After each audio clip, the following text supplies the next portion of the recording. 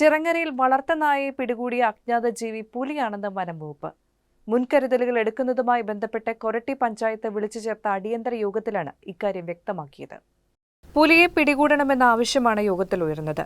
പുലിയെ നിരീക്ഷിക്കാനായി 4 ക്യാമറകളും പിടികൂടാനുള്ള കൂടും സ്ഥാപിക്കാൻ യോഗത്തിൽ തീരുമാനമായി.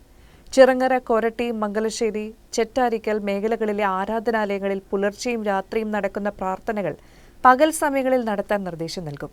ജനങ്ങളെ ഭീതിയിലാക്കുന്ന തരത്തിൽ വ്യാജ വാർത്തകളും വീഡിയോകളും പ്രചരിപ്പിക്കുന്നവർക്കെതിരെ പോലീസ് ആക്ട് പ്രകാരവും IT ആക്ട് പ്രകാരവും കേസെടുക്കും. പ്രദേശത്തെ ഒഴിഞ്ഞുകിടക്കുന്ന വീടുകളുടെ ലിസ്റ്റ് ശേഖരിക്കും. പൊതുസ്ഥലങ്ങളിലെ കാടുകൾ പഞ്ചായത്ത് നീക്കം ചെയ്യും. സ്വകാര്യ ഭൂമികളുടെ അടിക്കാടുകൾ ഉടൻ വെട്ടിമാറ്റാൻ നോട്ടീസ് നൽകാനും യോഗം തീരുമാനിച്ചു.